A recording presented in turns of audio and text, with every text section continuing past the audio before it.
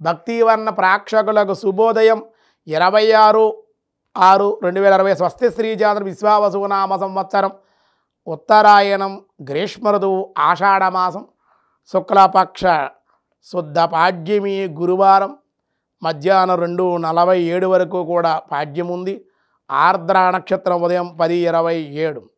వర్జ్యం రాత్రి 10:06 నుండి 11:09 వరకు కూడా వర్జ్యం ఉంది. దుర్ముహూర్తాలు ఉదయం 9:52 నుండి 10:44 వరకు దుర్ముహూర్తాలు. మధ్యాహ్నం 3:05 నుండి 3:57 వరకు దుర్ముహూర్తాలు.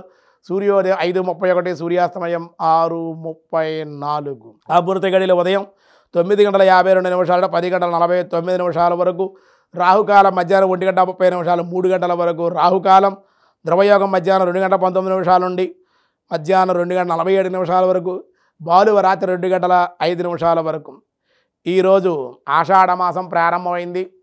కొత్తగా పెళ్ళైనటువంటి వాళ్ళు మీ ఇంటికి మీరు వెళ్ళిపోవచ్చు. అబ్బాయి అక్కడికి వెళ్ళిపోవాలి, అమ్మాయి వీళ్ళింటికి వెళ్ళిపోవాలి. కలవకూడదు, ఇద్దరు కూడా దూరంగా ఉండాలి. సంతాన సమయ ఇబ్బందులు ఉంటాయి కాబట్టి ఆషాఢమాసం కూడా కొత్తగా పెళ్ళైనటువంటి దంపతులు దూరంగా ఉండవలసిందిగా మీ అందరికీ కూడా తెలియజేస్తూ ఉన్నాం. అలాగే రేపే జగన్నాథ రథోత్సవం అని చెప్పి తెలియజేస్తూ ఉన్నాం. అవన్నీ కూడా చక్కగా ఆ జగన్నాథ రథోత్సవంలో జగన్నాథుడి ఆరాధనలో అందరూ కూడా పాల్గొనవలసిందిగా తెలియజేస్తూ ఉన్నాం. ఈరోజు దినారంభ చక్రంలో ముందుగా మేషరాశి వారికి నీచులతో దుర్మార్గులతోటి సావాసం గౌరవ భంగం. వృషభ రాశి వారి వృత్తి వ్యాపార ఉద్యోగాల్లో లాభాలు. మిథున రాశి రుణములు చేయుట, అనవసరపు ఖర్చులు, అనవసర ప్రయాణాలు. కర్కాటక రాశి వారికి సామాన్య ఫలితాలు. మానసిక అశాంతి కొంచెం గురయ్యే అవకాశాలు, సమస్యలు ఉండే అవకాశం.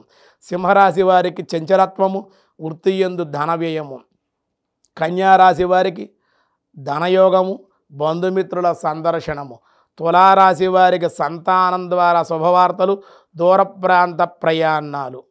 వృశ్చిక రాశి వారికి సంతానాది శుభవార్తాశ్రవణము, అనుకోని ప్రయాణాలు. ధనస్సు రాశి వారి గృహ సౌఖ్యం, వాహన యోగం, ఆరోగ్య లాభం.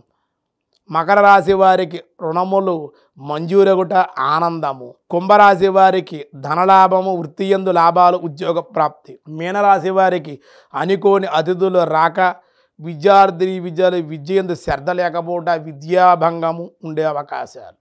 వ్యాసాయ విష్ణు రూపాయ వ్యాసరూపాయ విష్ణవే సత్ ఓం సతే నమః. సత్ అంటే సతీ నమః.